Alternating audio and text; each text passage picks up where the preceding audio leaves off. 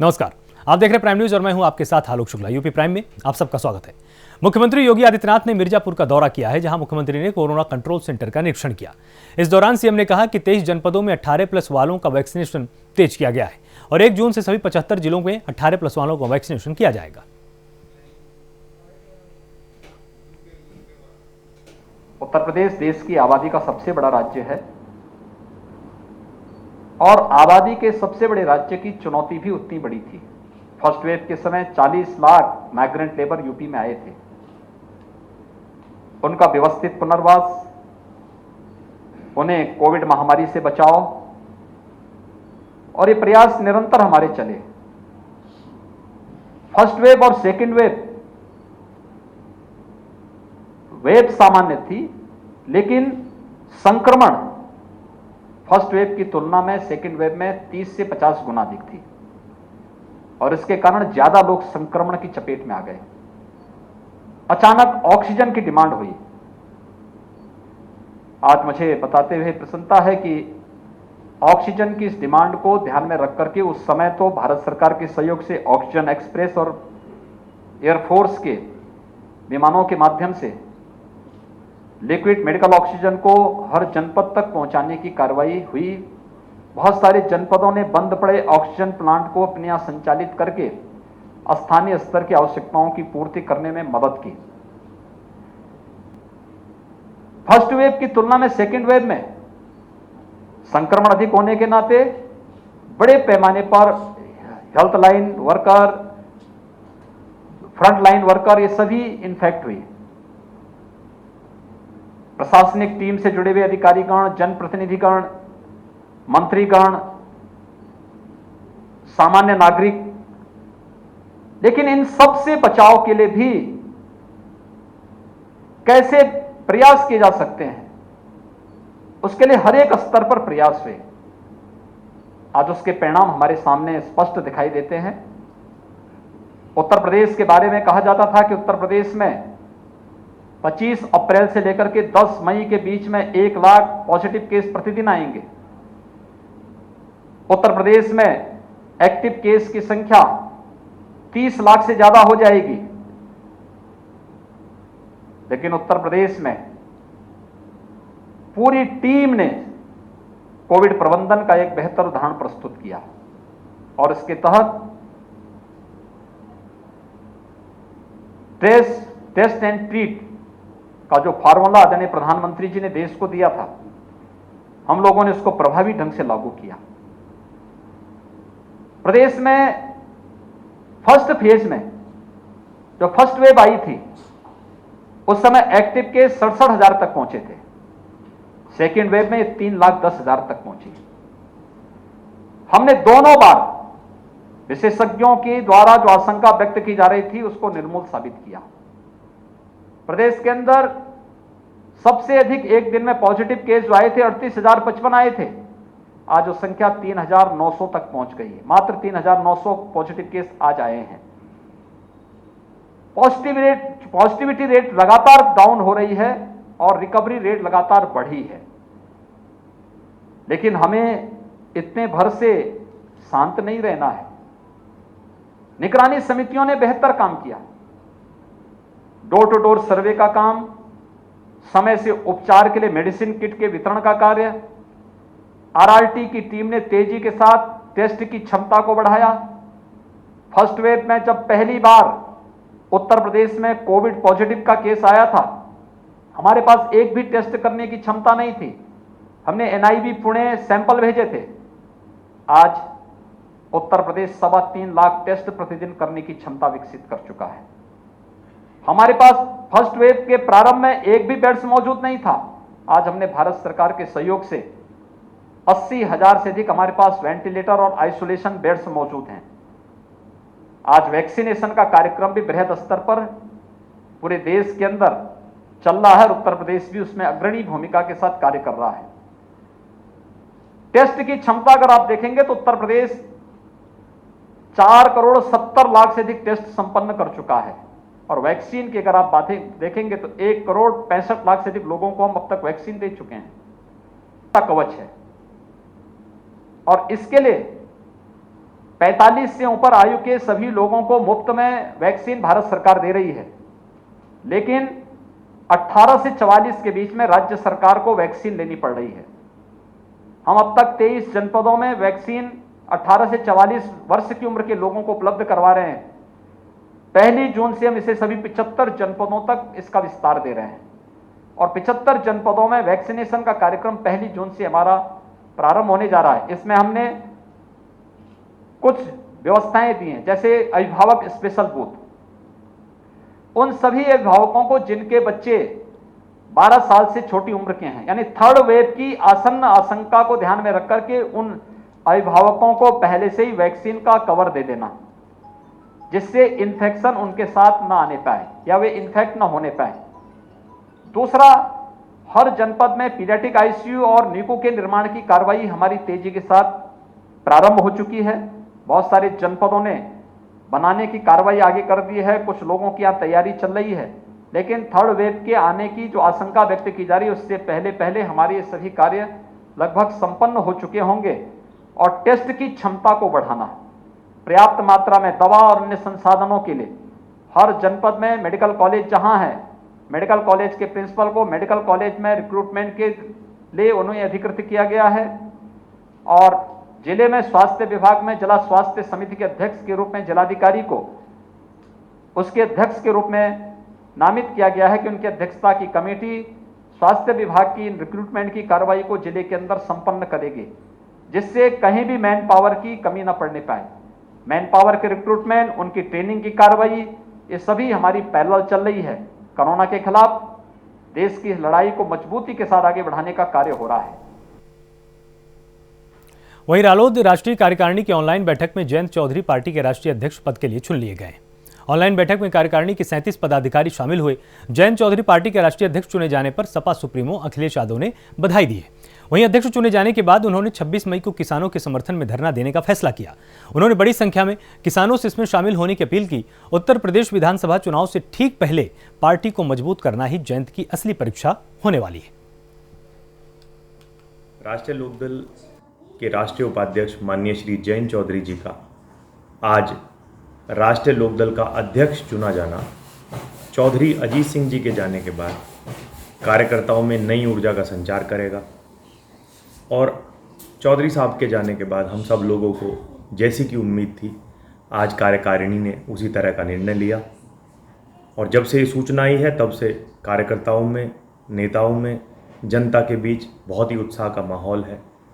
इसका कारण भी है, माननीय श्री जयंत चौधरी जी ने पिछले कुछ सालों में जिस तरीके से अपने नेतृत्व की भूमिका लोगों के बीच जाकर निर्वहन की, वह काबिल तारीफ है।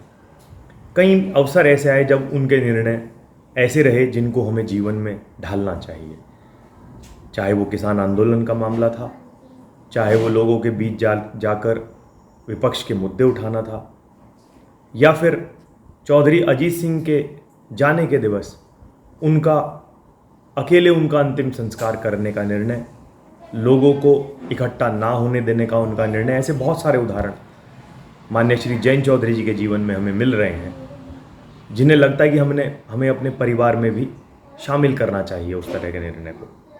तो आज उनके अध्यक्ष बनने से पार्टी को एक नई दिशा मिलेगी और मुझे लगता है कि युवा भी, बहुत संख्या में नए युवा आज उनकी पढ़ाई को देखते हुए, उनके एजुकेशन को देखते हुए, उनके भाईचारे के विचार को देखते हुए, हिंदू मुस्लिम एकता के विचार को देखते हुए पार्टी से जुड़ेंगे और आने वाले 2022 के चुनाव में इसका प्रभाव हम सब लोगों को देखने को मिलेगा।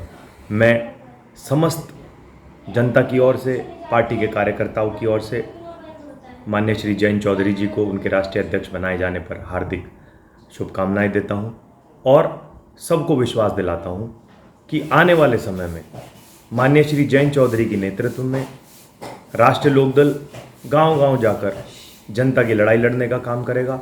आज ही की मीटिंग में उन्होंने कहा है कि कोरोना की इस महामारी के अवसर पर हम सब लोगों को मिलकर इस जंग को लड़ना है, वैक्सीन हर आदमी तक पहुंचे इस बात को सुनिश्चित करना है और लोगों तक छोटी छोटी जानकारियां भी हमें पहुंचानी है। इस तरह की बहुत सारी चीज़ें उन्होंने आज ही की मीटिंग में कह दी।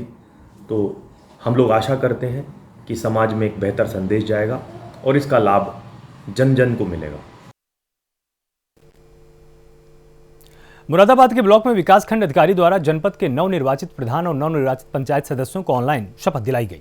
दरअसल विजय पद और ग्राम पंचायत सदस्य को मंगलवार से वर्चुअल शपथ दिलाकर उनको जिम्मेदारी सौंपने का सिलसिला शुरू हो गया है। 8 ब्लॉकों में एडीओ पंचायत संघ के तमाम अफसरों ने अपने ब्लॉक के गांवों में zoom app, WhatsApp video calling की मदद से गांव के प्रधान और सदस्यों को शपथ दिलाई है।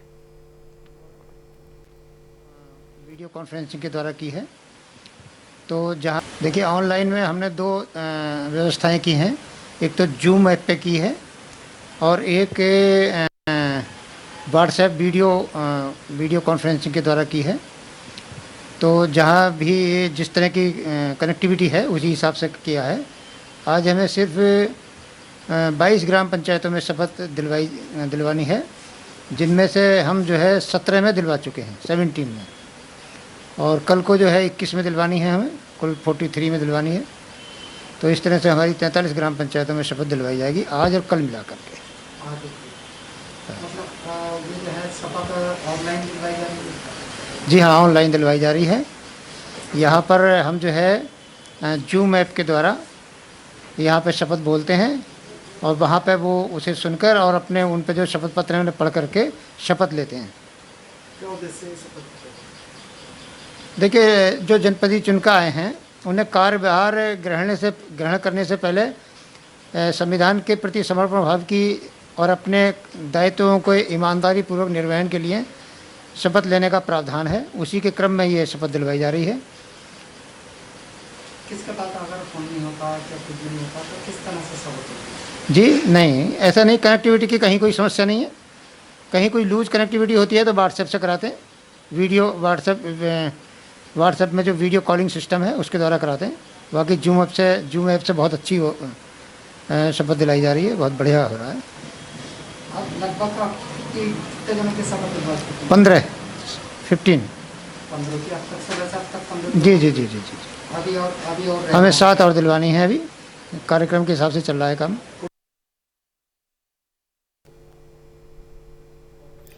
पीलीभीत के सांसद वरुण गांधी एक दिवसीय दौरे पर अपने संसदीय क्षेत्र पीलीभीत पहुंचे।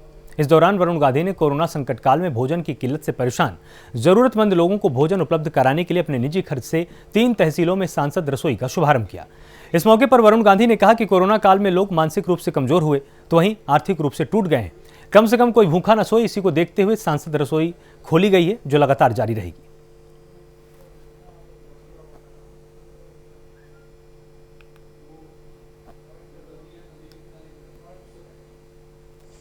कोरोना महामारी ने हमारे देश के लाखों लोगों को शारीरिक और आर्थिक रूप दोनों से तोड़ा है। बहुत सारे लोग जिनके परिजन अस्पताल में भर्ती हैं, वो मानसिक रूप से तो बहुत कष्ट सह ही रहे हैं, साथ साथ में बहुत सारे लोग भूखे प्यासे भी सो रहे हैं। जब ये परिस्थिति हमने आंखों देखी तो मेरे मन में था कि हर तरीके का मानसिक कष्ट तो हटाना हमारे हाथ में नहीं है, लेकिन अगर ये भूख का जो भयावह स्थिति है उसका हम लोग समस्या का समाधान करें तो कम से कम कुछ हद तक लोगों का बोझ हल्का होगा। और इसलिए हम लोगों ने न केवल ज़िले अस्पताल पे लेकिन पूरनपुर और बीसलपुर 2 मुख्य तहसीलों के CHCs पे अस्पतालों पे ये सांसद रसोई का संचालन किया और ये चलेगा। अब ये काफ़ी देर चलेगा। पिछले साल भी ये काम हम लोगों ने किया। वहीं नोएडा के थाना 49 के सोरखा गांव के पास एक कार सवार व्यक्ति पर 2 कार में आए बदमाशों ने गोली चला दी। इसमें कार सवार युवक बाल बाल बच गया। घटना का वीडियो सोशल मीडिया पर खूब वायरल हुआ है। पीड़ित पक्ष ने थाने में कुछ लोगों के खिलाफ शिकायत दर्ज कराई है, जिसमें यह कहा गया कि दरअसल यह हमला संभल से नवनिर्वाचित जिला पंचायत सदस्य को जान से मारने की नीयत से किया गया था। हालांकि जिला पंचायत सदस्य उस वक्त कार में मौजूद नहीं थे। फिलहाल पुलिस ने मामला दर्ज कर जांच शुरू कर दी है।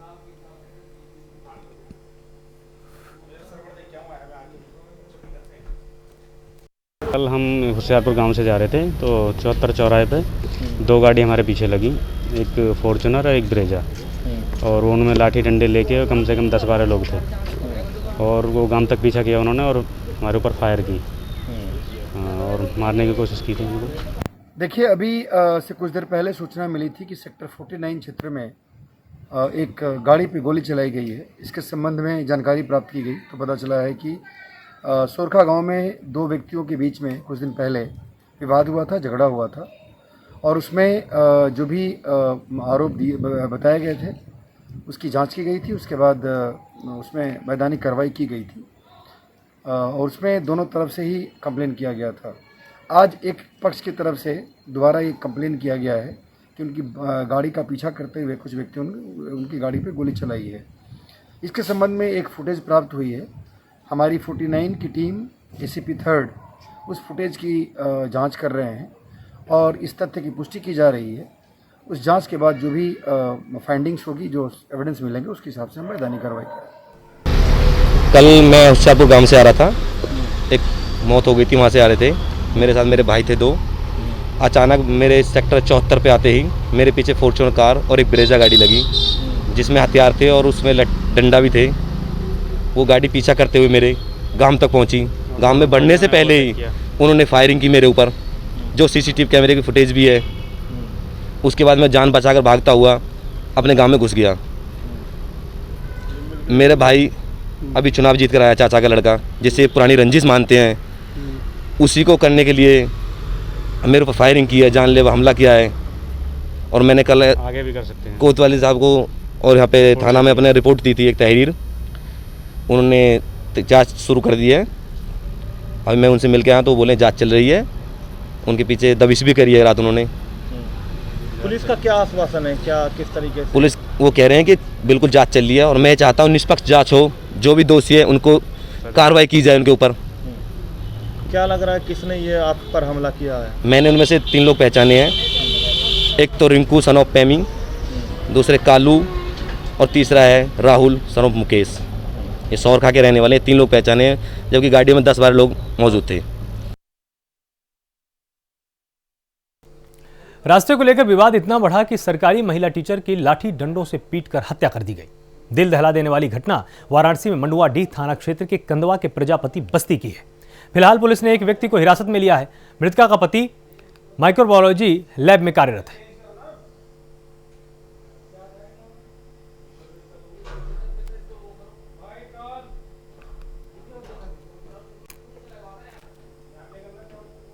सात बजे के आसपास मारपीट हुई और इसमें लाठी डंडे से मारपीट हुई। जिसमें ये मंडुआडीह थाना क्षेत्र के कंदवा क्षेत्र में प्रजापति बस्ती है, जहाँ पे दो आपस में रिश्तेदार हैं। इनके बीच में एक ज़मीन के रास्ते को लेकर विवाद हुआ, जिसमें आपस में सुबह 7:30 बजे के आसपास मारपीट हुई और इसमें लाठी डंडे से मारपीट हुई, जिसमें एक महिला जो है एक पक्ष की घायल हो गई और घायल होने के दौरान बाद में हॉस्पिटल में ये लोग ले गए, वहाँ जाके इनकी मौत हो गई।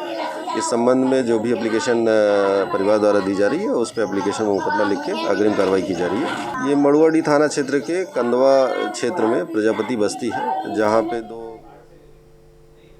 जालौन में झांसी कानपुर नेशनल हाईवे 27 पर एक दर्दनाक सड़क हादसा हुआ है, जहां तेज रफ्तार ट्रक ने बाइक में टक्कर मारी है। इसमें बाइक सवार महिला की मौत हो गई, जबकि एक युवक और उसकी बहन गंभीर रूप से घायल हो गए। इस हादसे को वहां से निकलने वाले उरई विधायक ने देखा तो वहीं पर रुक गए। विधायक ने हादसे की सूचना तत्काल पुलिस और एम्बुलेंस की दी। सूचना मिलते ही पुलिस मौके पर पहुंची और एम्बुलेंस की मदद से दोनों घायलों को इलाज के लिए जिला अस्पताल पहुंचाया गया। साथ ही मृतक महिला के शव को पुलिस ने कब्जे में लेकर पोस्टमार्टम के लिए भेजा है।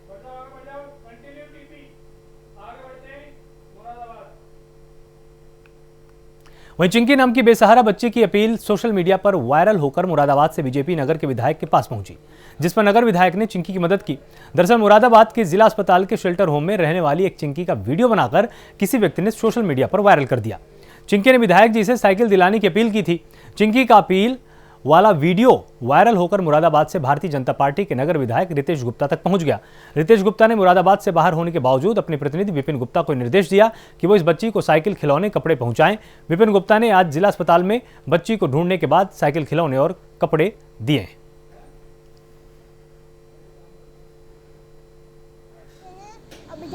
अगले बार भी भेजिए। मुझे आपसे साइकिल भी चाहिए, छोटी सी। विधायक जी का खाना बहुत अच्छा है। विधायक जी वो भोजन भेजते हैं, बहुत अच्छा खाना भेजते हैं और विधायक जी अगले बार भी भेजें। मुझे आपसे अयोध्या में राज्य नर्सेज संघ ने सरकार की ओर से एक बराबर प्रोत्साहन राशि न दिए जाने को लेकर विरोध दर्ज कराया है। नर्सेज संघ ने जिला अस्पताल में विरोध प्रदर्शन किया। वहीं सरकार द्वारा जारी शासनादेश गलत तरीके से जारी किए गए, जिसको लेकर स्वास्थ्य कर्मियों ने प्रार्थना पत्र आदेश की कॉपी जलाई। स्वास्थ्य कर्मियों ने कहा कि सरकार ने कोरोना मरीजों का इलाज कर रहे स्वास्थ्य कर्मियों को वेतन से अतिरिक्त 25% प्रोत्साहन देने की घोषणा की है। इसमें सभी को शामिल नहीं किया गया है और इसी कारण स्वास्थ्य कर्मी इसका विरोध कर रहे हैं। उनकी मांग है कि सरकार शासनादेश में तुरंत बदलाव करे। तो प्रोत्साहन राशि न दिए जाने के चलते यहां पर बहुत सारे फार्मासिस्ट नाराज चल रहे हैं। वहीं पीलीभीत में पुलिस को बड़ी सफलता मिली है, जहां काफी दिनों से फरार चल रहे इनामी बदमाश को पुलिस ने गिरफ्तार किया है। पुलिस ने आरोपी के पास से चोरी की बाइक और हथियार बरामद किए हैं। पुलिस का कहना है कि आरोपी पर कई थानों में केस पहले से दर्ज है।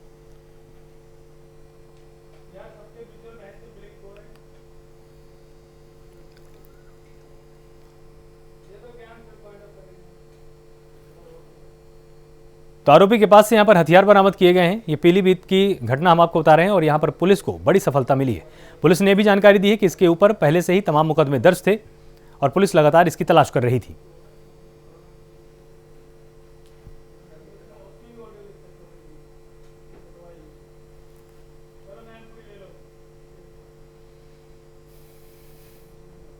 मैनपुरी शहर कोतवाली क्षेत्र स्थित एलआईसी बिल्डिंग में संदिग्ध परिस्थितियों में एलआईसी कर्मचारी का शव लटका मिला है। मौके पर पहुंची पुलिस ने शव को कब्जे में लेकर पोस्टमार्टम के लिए भेजा है। वहीं पुलिस मामले की जांच पड़ताल लगातार कर रही है।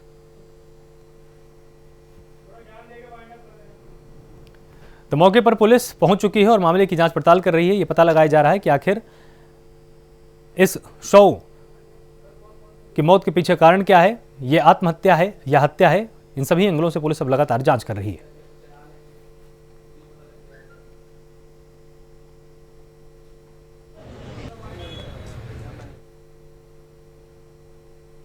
यूपी प्राइम में फिलहाल इतना ही। आप लगातार जुड़े रहिए प्राइम न्यूज के साथ। नमस्कार।